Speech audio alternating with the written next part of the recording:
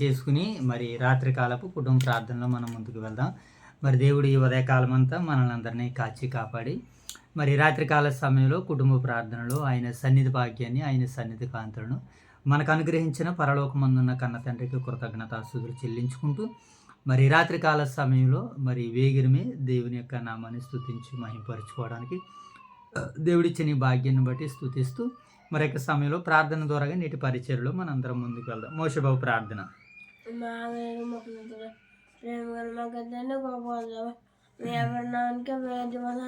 శుద్ధులు చోటండి మనతండి రాత్రికాల సేవనతండి వేగిరమవుతుంది మీలాగా చదువుకున్న బాగా మీకు అన్నమానండి ఈ మీరు రాత్రికాల సేవనతండి యశాగ్రహంతండి 34 అధ్యాయం మనక ఆరాధన ఊపుతుందో కరదంతగా నీరు కట్టి అభివృద్ధి మంచిగా వేడుకుంటున్నాను. ఈ రాత్రికాల సమయంలో మీరు ప్రేమించిన స్థానిక సంఘాన్ని దీవించి కాచి కాబడుతుంది. ఓదురు వయసు నగరం 2 సంఘాలు దీవించి కాచి కాబడుతుంది. ఇంకా రగులుగా ఉన్నది వాళ్ళు ముట్టి స్వార్థపడుతుంది. ఏ శాశ్వత నామది ప్రార్థన మీకు వేడుకున్న పరమతండ్రి. ప్రార్థన మహోన్నత ప్రార్థన కడమైన శాస్త్రోట్రిగతని వాకి చదువుతున్నగా సంస్థ ఎన్నికని వెతుపడే వాక్తిని మరో వాళ్ళకి మరి అసలు చేయించకపోతే ఏమి దాసులు సంవత్సరం ఎన్నికని వెతుపడే వాక్తిని మరో మరి అసలు చేయండి. ఈ లైవ్ వేసి మీ బిడ్డలందరినీ తీయించండి. కాయనారికని తీయించండి. వేసేకంతండి 34 వచ్చి చదువుతున్నగా తండ్రి ఆ సందర్భాల్లో లేచుని వాకి చదువుతున్నగా తండ్రి మమ్మల్ని తెచ్చి ఇలా చేయండి తండ్రి. మేము వాకి చదువుతున్నగా తండ్రి సంవత్సరం ఎన్ని కానీ మేము ప్రేమించిన స్థానిక సంఘాలు 2 స్థానిక సంఘాలు దేయించిన సంఘం కాకుండా బోసుని బియ్యాలు రాజు దేయించి కుటుంబాన్ని కూడా దేయించండి. 2 సంఘాలను సేకులు అని దేయించండి తండ్రి. 2 సంఘాలను సంఘ పెద్దలు దేయించండి. 2 సంఘాలను సంఘ బిడ్డలందరినీ దేయించండి అవుతండి. ఈ ప్రాంతంతో పోరాటం క్షమించండి. ఈ ప్రార్థన వేసుకిస్తున్నాం పర్వతం. మహాగణుడు మా తండ్రి, మహోన్నతుడు మా దేవ, పరిశుద్ధుడు మా తండ్రి, మీ ప్రేమ కలిగిన కృప కలిగిన నామానికి వేలాది వందనాలు ప్రభా తండ్రి.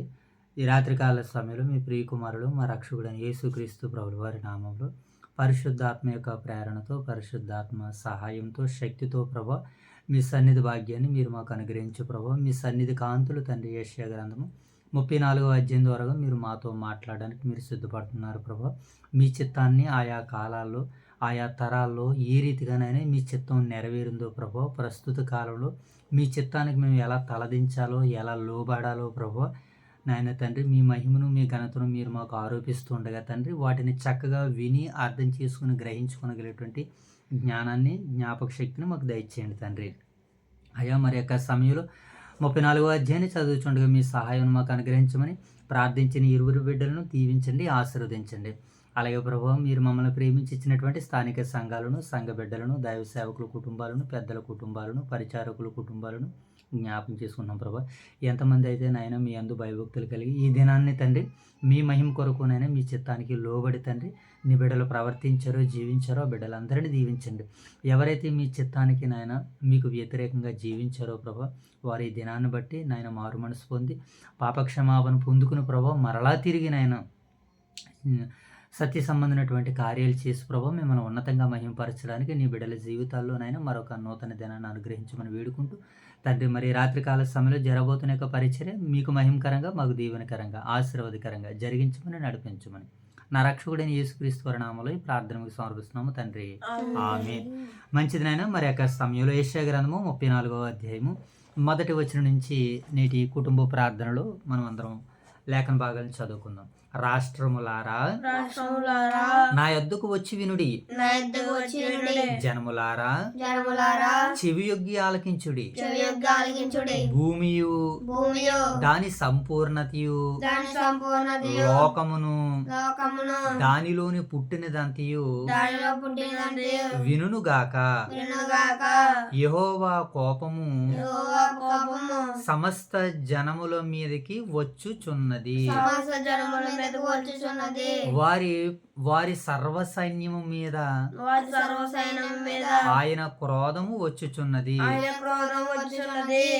వారిలో చంపబడిన వారు వారిలో చంపబడిన వారు బయట వేయబడుదురు. బయట వేయబడుదురు. వారి శవములు కంపు కొట్టును. వారి శవములు కంపు కొట్టెను. వారి రక్తం వలన కొండలు కరిగిపోవును. వారి రక్తం వల్ల కొండలు కరిగిపోయెను. ఆకాశ సైన్యమంతయు క్షీణించును. ఆకాశ సైన్యమంతా క్షీణించెను. కాగితపు చుట్టవలే కాగితపు చుట్టవలె ఆకాశ వైశాల్యములు చుట్టబడును. ఆకాశ వైశాల్యం చుట్టబడెను. ద్రాక్షవల్లి నుండి ద్రాక్షావళి నుండి ఆకు వాడి రాలునట్లు నాకు వాడి రాలినట్లు అంజూరపు చెట్టు నుండి అంజూరపు చెట్టు నుండి వాడినది రాలినట్లు వాడిన రాలినట్లు సైన్యమంతయు రాలిపోవును. సైన్యమంతయు రాలిపోయెను. నిజముగా ఆకాశమందు నా ఖడ్గము నిజముగా రాక్షసుల ఖడ్గము మత్తిల్లును.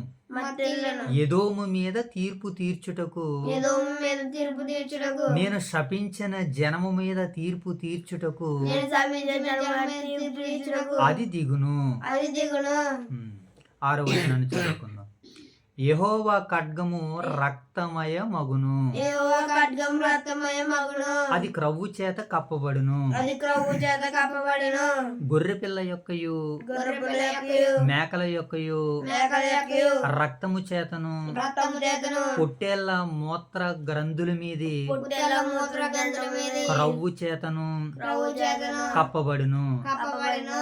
ఏలయనగా ఏలయనగా బొస్రాలు యెహోవాకు బస్రాలు యెహోవాకు బలి జరుగును. బలి జరుగును. ఎదోము దేశములు ఆయన ఎదోము దేశంలో ఆయన సంహారము చేయును. సంహారం చేయును.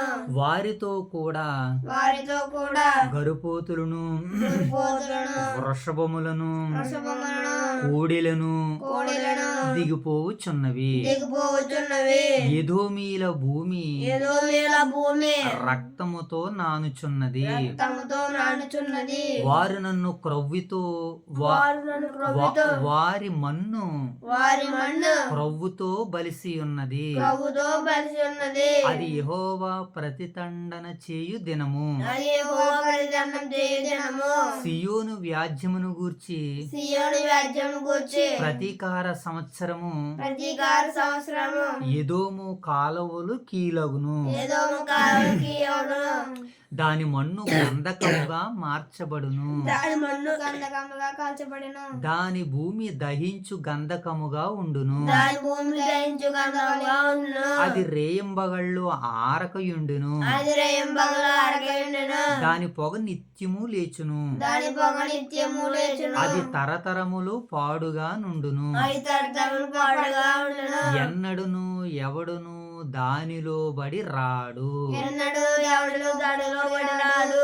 11వ వచనం చదువుకుందాం. ఏనా గోడబాతులను గోడబాతులను ముళ్ళ పందులను ముళ్ళ పందులను దానిని ఆక్రమించుకొనును. దానిని ఆక్రమించుకొనును. గొడ్ల గోబయు గొడ్ల గోబయు కాకియు కాకియు దానిలో నివసించును. దానిలో నివసించెను.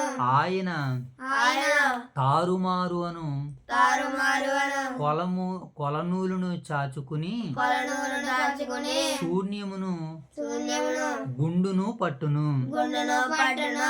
రాజ్యము ప్రకటించుటకు రాజ్యం ప్రకటించుటకు వారి ప్రధానులు అక్కడ లేకపోవుదురు. వారి ప్రధానులు అక్కడ లేకపోదురు. దాని అధిపతులందరూ దాని అధిపతులందరూ గతిమైపోయిరి. గతమైపోయిరి.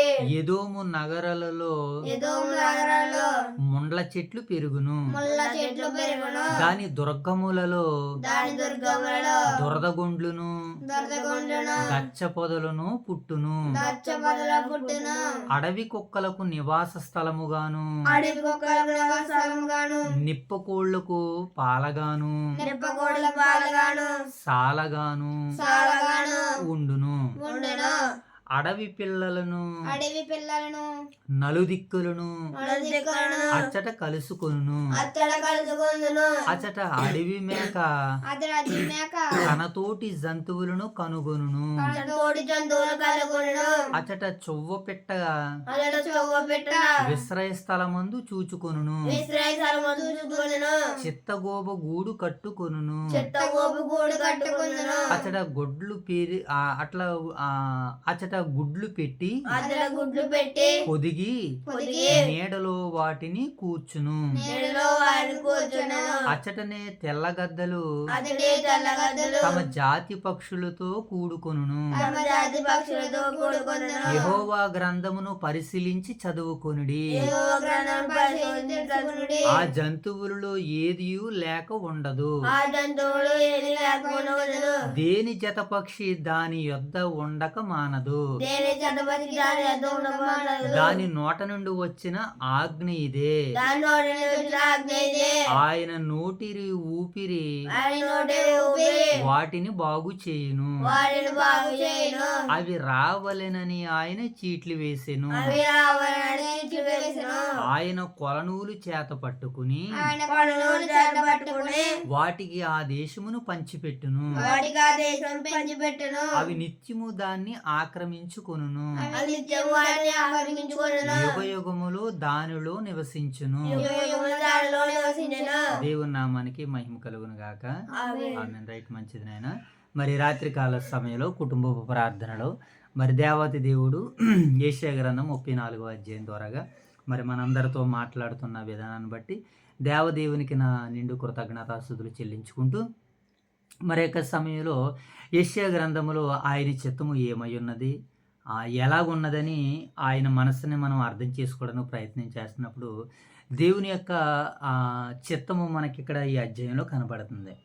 ఆయన చిత్తము ఎవరి ద్వారాగా నెరవేరుతుంది అని అంటే ఆయన చిత్తము 2 రకాలుగా కనబడుతుంది. ఒకటి మంచి చేసేవారికి మేలు చేసేవాడిగా ఉన్నారు ఆయన.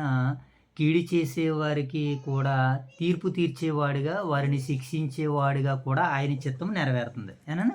చిత్తము 2 రకాలుగా నెరవేరుతుంది. మంచి చేస్తామనుకోండి, మంచిని బట్టి దేవుడు దీవించే విధానము ఆయన చిత్తం. అది ఆయన చిత్తాన్ని మనం తెలుసుకుంటున్నాం. ఆయన చిత్తానికి మనం లోబడ్డాం అనుకోండి, గత కాలంలో మనం విన్నట్లుగా లోబడే వారికి సంతోష సన్మానము, లోబడని వారికి శ్రమలు శ్మశానం అని మనం నేర్చుకున్నాం కదా. అలాగే ఇక్కడ కూడా దేవుడు తన చిత్తానికి వ్యతిరేకంగా ఉన్నటువంటి ఒక జాతి గురించి మాట్లాడుతున్నారు. ఆ జాతి ఎవరనంటే ఎదోమీయులు. ఎవరి గురించి మాట్లాడుతున్నాను ఆయన దేవుడు? ఎదోమీయులకి. వాళ్ళందరికీ ఎదోము దేశానికి, ఎదోమీయులకి దేవుడు తీర్పు తీరుస్తానంటున్నాడు. ఎందుకు ఎవరైనంటే యాకోబు ఇస్సాకు గారి కుమారుడు, రెండో కుమారుడైనటువంటి పెద్ద కుమారుడైనటువంటి యాసావు సంతతి వారే ఎలా పిలువబడ్డారంటే ఎదోమీయులుగా పిలువబడ్డారు. యాకోబు సంతానం ఎలా పిలువబడింది అంటే ఆశీర్వాదానికి సూచనగా పిలువబడింది. ఇశ్రాయేలు ఎవరో ఆశీర్వాదానికి వారసులు, అంటే వారు ఆశీర్వదింపబడినటువంటి వారు. ఎదోమీయులు యాషావు శపింపబడినటువంటి వాడు. ఒక పూట కూటి కొరకు జ్యేష్ఠత్వపు హక్కుని అమ్మేసుకున్న వ్యభిచారిణి అని యాసావు గురించి వ్రాయబడింది. ఆ తదుపరి కాలాలలో కూడా ఎదోమీయులు ఎలా మారారు అని అంటే, హేరోదీయులు వచ్చారు కదా. హేరోదు రాజు పరిపాలన, యేసుక్రీస్తుల వారి పరిపాలన కాలంలో కనబడుతూ ఉంటుంటుంది. హేరోదు, మహాహేరోదు, వీళ్ళందరూ కూడా ఏం చేశారని అంటే శపింపబడినటువంటి వారు. వాళ్ళందరూ కూడా అబ్రహాముని దేవుడు ఏమన్నాడు? నిన్ను ఆశీర్వదించే వారిని నేను ఆశీర్వదించేదను, నిన్నెవరైతే శపిస్తారో వారిని నేను శపించేదని అన్నారు. అలాంటి ఆశీర్వాదాన్ని పొందుకున్నారు వారి తరము. ఎవరు? అబ్రహాము గారు, ఇస్సాకు గారు, యాకోబు గారు. ఈ ఇశ్రాయేలుల 12 గోత్రాల వారు ఆ వాగ్దానాన్ని పొందుకున్నటువంటి వ్యక్తులు. మరి యాసావు శపింపబడినటువంటి వారు, ద్వేషింపబడినటువంటి వారు. నిన్ను ప్రేమించే వారిని నేను ప్రేమిస్తానన్నారు. ఇశ్రాయేల్ జాతుల వారికి, జనాంగాల వారికి దేవుడిచ్చినటువంటి వాగ్దానం. అయితే ఆ వాగ్దానానికి దీటుగా ఎదోమీయులు ఉన్నారు, యాసావు సంతతి వారు ఉన్నారు. వారే హేరోదీయులు.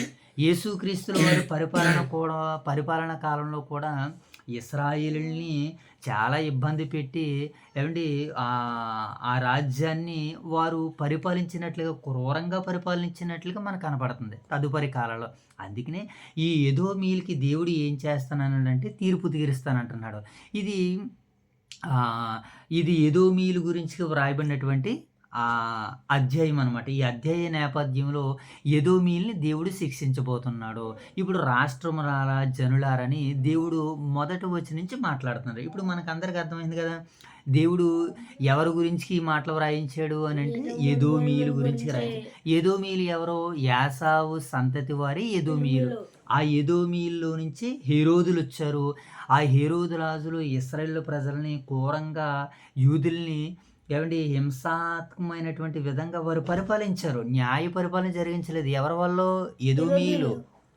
ఎదోమీయులు యాసవు సంతతి వారు. కనుక వారిని గురించి దేవుడు ఎప్పుడో రాయించాడు.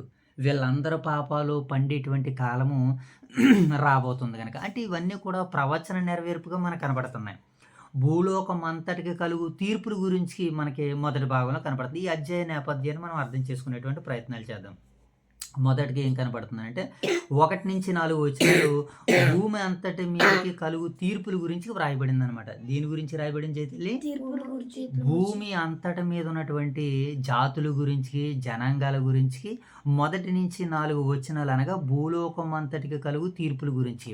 వారిలో మనుషులే కాదు, వారిలో దేవదూతలకి కూడా దేవుడు తీర్పు తీరుస్తానంటున్నాడు. అందుకనే మనం పోరాడినది శరీరాలతో కాదు కానీ ప్రధానులతోనూ, అధికారులతోనూ, ప్రస్తుత అంధకార సంబంధము లోకనాథులతోనూ మనము పోరాడుచున్నాం అన్నాడు ఎఫెసీ పత్రికలో.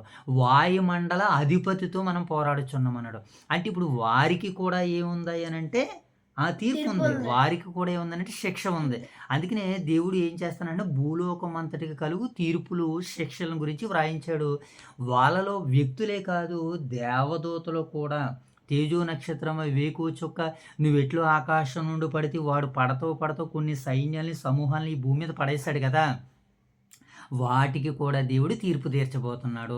అలాగే మనుషులందరికీ కూడా దేవుడు తీర్పు తీర్చబోతున్నాడు. మనుషులందరినీ శిక్షించబోతున్నాడు. వారిలో మనం గత కాలం నుంచి వింటున్నటువంటి వర్తమానమే. ఆయా దేశాల వారికి, ఆయా రాజ్యాల వారికి దేవుడు ఏ రీతిగా శిక్షలు విధించాడో, శ్రమలు విధించాడో, తీర్పులు తీర్చాడో మనం గత కాలంలో విన్నటువంటి వర్తమానం. ఇప్పుడు మొదటి 4 వచనాలు మనకి ఏం సెలవిస్తున్నట్టు భూలోకం అంతటి మీదకి రాబోతున్నటువంటి ఆ యొక్క దేవుని యొక్క తీర్పులు, దేవుని యొక్క శిక్షలు మనకు కనపడతాం.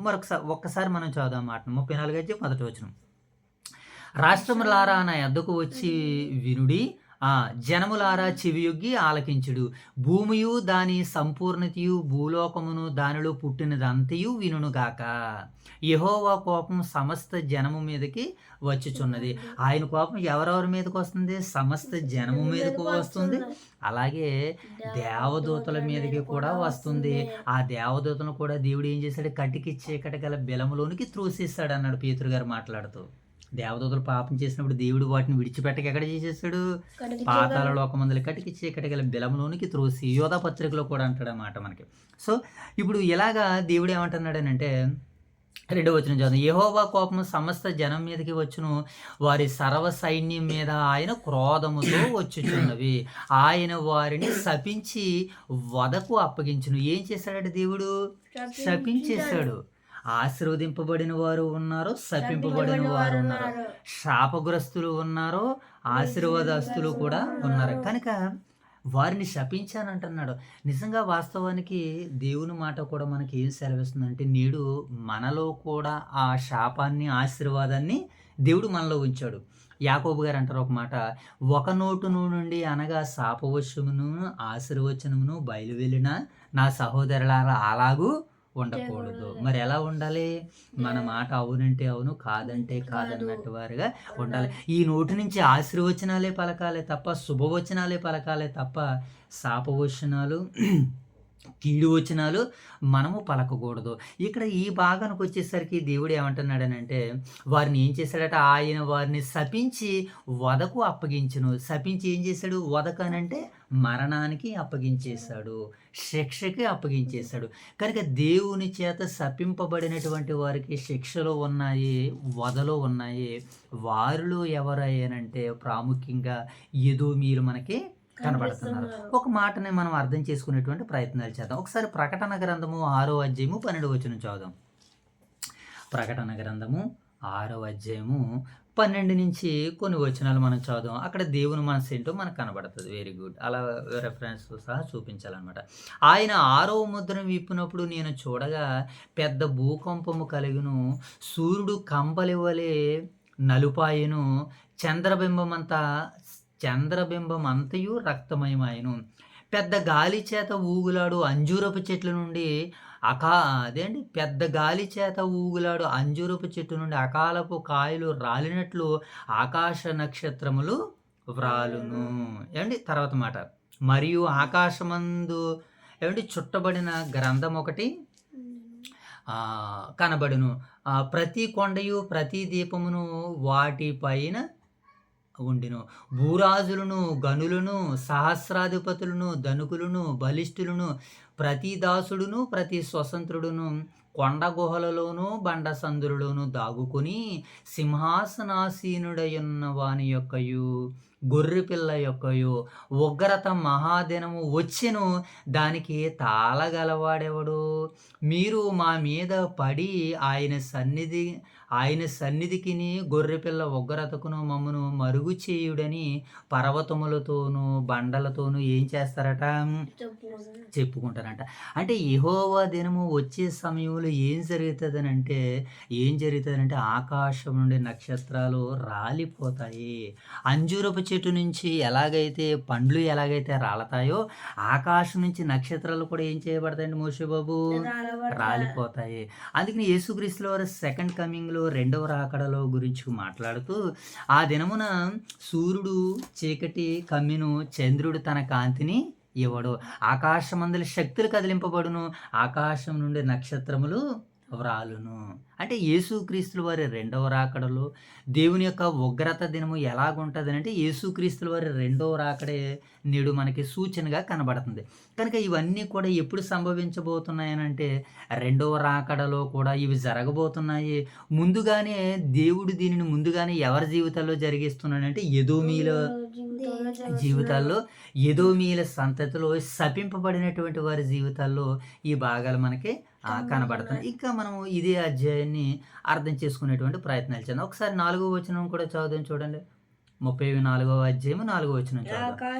ఆకాశ సైన్యం అంతయు ఏమైపోతుందట? ఆకాశ సైన్యం అంతా ఏమైపోతుందంటే మోషే బాబు క్షీణించిపోతుంది, అంటే పాడైపోతుంది అంటున్నాడు. ఇంకేమంటున్నాడు చూడండి, వారి రక్తం వలన కొండలే కరిగిపోతాయండి. అంటే కొండలని కరిగించి రక్తమయమైపోతుంది, అంటే కొండలని కూడా కరిగించేస్తుంది రక్తము. అవును కదా. నీరేం చేస్తుంది? రాళ్ళని కరిగించేటువంటి గుణము నీరుకుంది కదా. నీరు వలన ఏం కరిగితే రాళ్ళు కరిగిపోతాయి. మరి మన కిడ్నీలో రాళ్ళు ఉన్నాయంటారు, దాన్ని ఏం చేయాలంటారు? వాటర్ ఎక్కువగా తాగితే ఆ కిడ్నీలో రాళ్ళు ఏమైపోతాయి? అలాగే ఎదోమీల యొక్క రక్తం చేత కొండలు ఏమైపోతాయట? కరిగిపోతాయంట. అంటే అంత రక్తం ఒలికింపబడతాదా అని అంటే అవును, అంత రక్తం ఒలికింపబడతాది. ఎందుకనంటే శపింపబడినటువంటి వారి జీవితాలు అలాగే ఉంటాయి. కనుక నేడు మనము శపింపబడినటువంటి వారుగా, శాపగ్రస్తులుగా ఉండడానికి వీలు లేదు. మనము సన్మానింపబడేవారుగా, దీవించబడేవారుగా, ఆశీర్వదింపబడేవారుగా ఉండాలని అంటే దేవుని యొక్క చిత్తం ఏంటో ఇదిగో యెషయా గ్రంథము 34వ అధ్యాయం ద్వారాగా ఎదోమీల యొక్క సంతతి ద్వారాగా దేవుడు మనకు అనుగ్రహిస్తున్నాడు. కనుక మనం ఎలా ఉండాలని వాక్యం మనకి సెలవిస్తుంది. ఇంకేమంటున్నాడో చూడండి, వారి రక్తం వలన కొండలు కరిగిపోవును, ఆకాశ సైన్యం అంతయు క్షీణించిపోవును, కాగితపు చుట్టబోలే ఆకాశ వైశాల్యము చుట్టబడును, ద్రాక్షవల్లి నుండి ఆకులు రాలినట్లు, అంజూరపు చెట్టు నుండి వాడినది రాలినట్లు వాటి సైన్యం అంతయు కూడా ఏమైపోతుందట? రాలిపోతుంది. ఎదోమీయులు ఎవరైతే సైన్యాలు, అధిపతులు, అధికారులు వీళ్ళందరూ ఎవరైతే ఉన్నారో వాళ్ళందరూ ఏమైపోతారట నాయన మోషే బాబు? నేల రాలిపోతారు. ఆకాశ నక్షత్రాలు ఎలాగైతే రాలిపోతాయో మనుషులు, వారి సైన్యాలు కూడా అలాగే రాలిపోతాయని వాక్యం మనకి సెలవిస్తుంది నాయన. మరొక మాటను చదువు ఇదే సందర్భాన్ని బట్టి ఒకసారి ప్రకటన ఇర్మియా గ్రంథము 49వ అధ్యాయము 7 నుంచి కొన్ని వచనాలు మనం చదివేసుకుందాం. 7 నుంచి ఇర్మియా గ్రంథము 49వ అధ్యాయము 7 నుంచి కొన్ని వచనాల్లో అక్కడ ఈ ఎదోమీయుల గురించి వ్రాయబడినటువంటి సందర్భం మనకి కనబడుతుంది.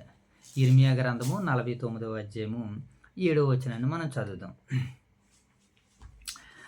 మొదటి భాగంలో మనం భూలోకమునికి కలుగు తీర్పులు మనం చూస్తున్నాం కదా, అలాగే లోకమందుల మనుషుల నాశనం గురించి కూడా కొన్ని భాగాలు మనకు కనబడుతున్నాయి. ముందుగా చూద్దాం 49వ అధ్యాయము 7వ వచనం చదువుదాం ఒకసారి. ఏమరా సైన్యములకు అధిపతియగు యెహోవా వెరీ గుడ్. చదువునాను. సైన్యములకు అధిపతియగు యెహోవా ఇందును గూర్చి ఇలాగు సెలవిచ్చుచున్నాడు. ఇందును గూర్చి కాదు, ఎదోమును గూర్చి ఎలాగూ సెలవిస్తున్నాడు. ఇప్పుడు ఎదోము గురించి దేవుడు చెబుతున్నాడు అనమాట. ఏమని చెబుతున్నాడు? ఒకసారి 5వ వచనం చదవండి చూడండి. ఒకసారి 34వ అధ్యాయం 5వ వచనం చదువు. దాన్ని అలా పక్కన పెట్టుకో. నిజముగా ఆకాశమందు నా ఖడ్గము మత్తిల్లును, ఎదోము మీద తీర్పు తీర్చుటకు, నేను శపించిన జనము మీద తీర్పు తీర్చుటకు అది దిగును అని అంటున్నాడు. ఏది దిగుతుంది? దేవుడు శపించబోతున్నాడు ఎదోమీయుల మీదకి. వారి మీదకి ఉగ్రత రాబోతుంది, వారి మీదకి శాపం దిగి రాబోతుందని ఇర్మియా ఎప్పుడో ప్రవచించాడు ఈ సందర్భాన్ని. ఇప్పుడు అదే మాట మనం చదువుతున్నాం. 49వ అధ్యాయం 7వ వచనం చదువుదాం. సైన్యములకు అధిపతి యెహోవా ఎదోమును గూర్చి ఎలాగూ సెలవిచ్చుచున్నాడు, తేమానులో జ్ఞానమిక ఏమీయూ లేదా? ఏమండి, వివేకులకు ఇక ఆలోచన లేకపోయినా వారి జ్ఞానము వ్యర్థమాయను. ఎందుకు వ్యర్థమైపోయింది? దేవుడు వ్యర్థం చేసేసాడు వారి జ్ఞానాన్ని. వారి కుయుక్తుల్లో ఆయన పట్టుకుంటానన్నాడు. తేమాను అనగానే జ్ఞానానికి మూలం ఆయన. మన గత కాలంలో యోబు నుంచి మనం నేర్చుకున్నటువంటి పాఠాలు. యాసావు యాసావుకి ఏం చేస్తారంటే, యాసావుని విమర్శించు, నేను అతనికి కష్టకాలము రప్పించుచున్నాను. ఎవరికి కష్టకాలం రప్పిస్తాడట? యాసావు అనగా ఎదోము, ఎదోము అనగా హెరోదీయులు. దుష్ట పరిపాలన చేశారు వాళ్ళు, దుష్టులుగా ఏలారు దేవుని యొక్క జాతిని, జనాంగాలని. వాళ్ళ మీద ఏం చేస్తానంటున్నాడు?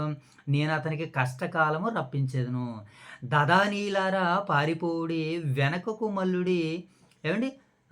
వెనకకు మల్లుడి, బెలెహులో తనకు దాగుకొనుడి. ద్రాక్ష పండులు ఏరువారు నీ యొద్దకు వచ్చిన ఎడల వారు పరగెలను విడవరు.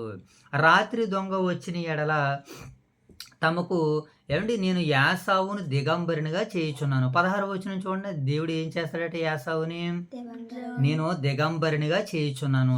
అతడి దాగి ఉండకుండానట్లు నేను అతనికి మరుగు స్థలమును బయలుపరచుచున్నాను. మరుగు స్థలం ఏంటి? గృహంలో మనం ఉంటాం, బాత్రూంలో మనం ఉంటాం. ఆ మరుగు స్థలాన్ని కూడా దేవుడు ఏం చేస్తానంటున్నాడు? వెల్లడి చేసేస్తానంటున్నాడు. మనం దాక్కోవడానికి కూడా ఉండకుండా. అంటే యాసావు విషయమే జరుగుతుంది. ఇప్పుడు యాసావు లాంటి మనస్తత్వం, మనసు ఒకవేళ మనం కలిగి ఉంటే, ఎదోమీయుల లాంటి తత్వాన్ని కూడా మనం కలిగి ఉంటే, మన మీదకి కూడా రాబోయేవి ఇవే. మరుగు చోటు ఉండదు. దేవుడు దాన్ని ఏం చేస్తాడట? బయలుపరుచుచున్నాను అంటున్నాడు.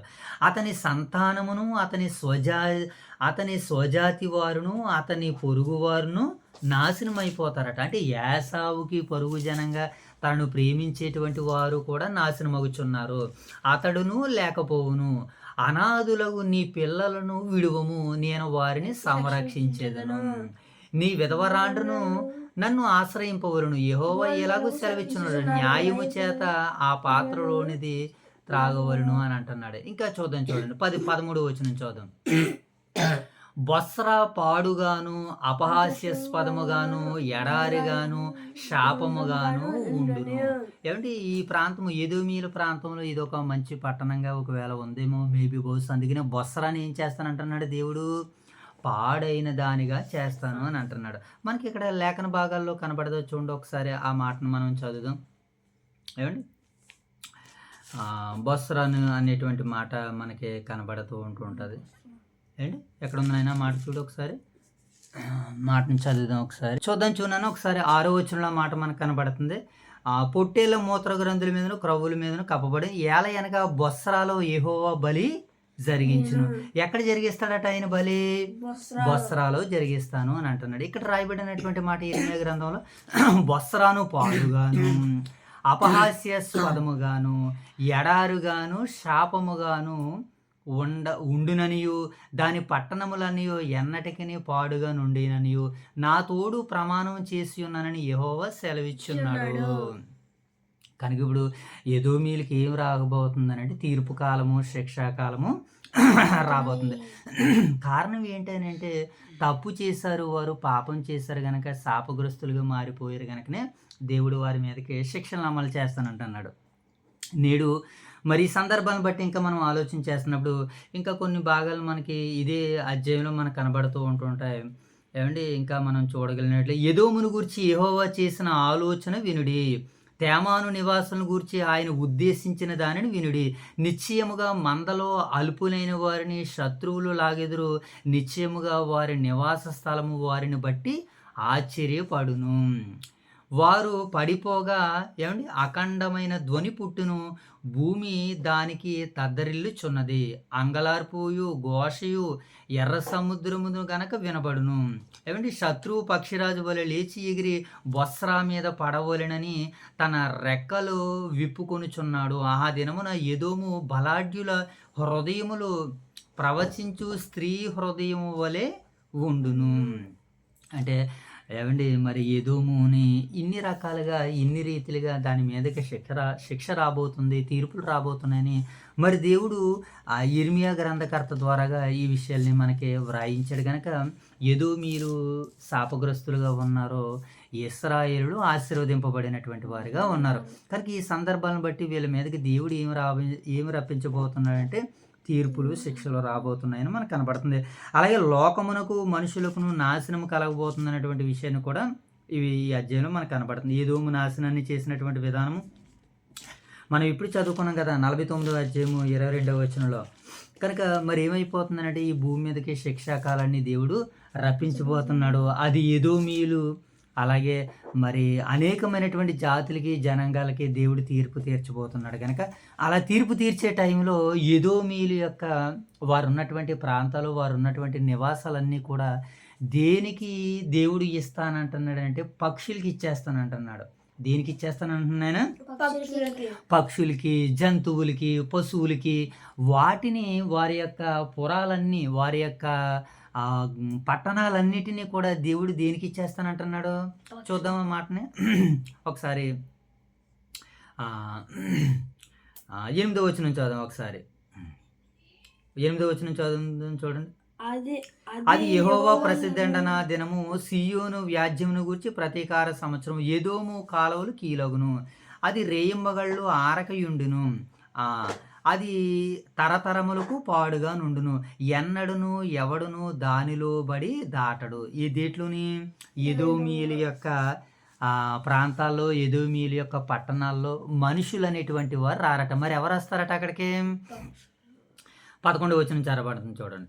గోడబాతులను ముండ్ల పందిరును దాన్ని ఆక్రమించుకొనును. గొడ్ల గోబయు కాకియు దానిలో నివసించిన. ఎవరి దాటిలో?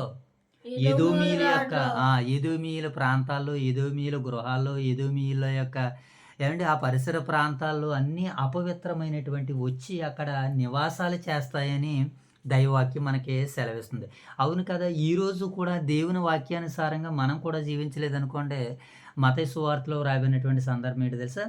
ఒక మనిషిని అపవిత్రాత్మ వదిలి వెళ్ళిపోయిన తర్వాత ఆ ఇల్లు చక్కగా ఊడ్చి అమిరి ఉండిన తర్వాత తనకంటే 7 చెడ్డ దయ్యాలను తెచ్చుకుని మరలా అతని హృదయానికి చోటిచ్చారు.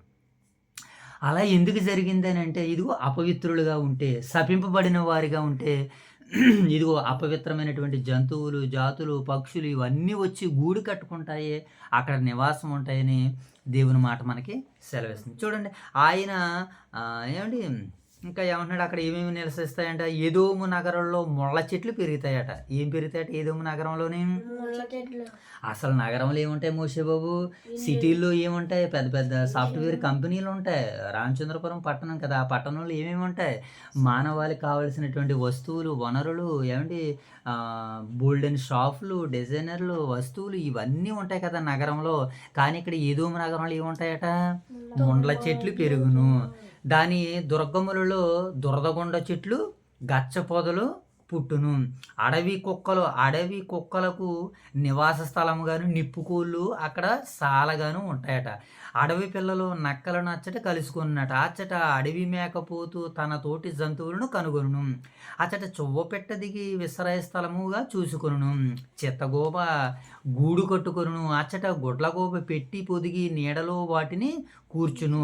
అచ్చటనే తెల్లగద్దలు తమ జాతి పక్షులతో కూడుకొనును. చూసారా ఎన్ని ఉంటాయట? అంటే మనుషులు తిరగవలసినటువంటి ప్రాంతాల్లో ఏముంటాయనంటే పక్షులు, జంతువులు ఇది. మనము కూడా అలాగే తలకి మించిన దాన్ని చేసుకుని దేవుని మాటలని, దేవుని ఆజ్ఞలను పక్కన పెట్టి ఉన్నదాంతో మనం కూడా సంతోషపడక గృహాలను వదిలేసి, స్థలాలను వదిలేసి దూరంగా వెళితే ఆ గృహాల, స్థలాల్లో ఏముంటాయి? ఇతరులొచ్చి ఆక్రమిస్తారు, ముండ్ల తుప్పలు పెరుగుతాయి, దాని మీద శ్రద్ధ లేకపోతే వగేరా, వగేరా ఏదైనా జరుగుతది. కనుక మనం ఏం చేయాలంటే శ్రద్ధ కలిగి, భక్తి కలిగి మనం చక్కగా ఉంటే దేవుడిచ్చిన వాటిని మనం కాపాడుకుంటే దానిని బట్టి మనం దేవునిలో ఆనందంగా ఉంటామని వాక్యం సెలవిస్తుంది. ఇంకా ఏముంటాయట దాంట్లోని? ఇప్పుడు 16వ వచనంలో అంటున్నాడు చూడండి, యెహోవా గ్రంథమును పరిశీలించి చదువుకొనుడి, ఆ జంతువుల్లో ఏదియు లేక ఉండక మానదు, దేని జతపక్షి దాని యొద్ద ఉండక మానదు. ఏమంటే నా నోట నుండి వచ్చిన ఆజ్ఞ ఇదే, ఆయన నోటి ఊపిరి వాటిని పోగు చేయును, అవి రావాలని ఆయన ఏం చేశాడట? వీటన్నిటి కూడా చీట్లు వేశాడు.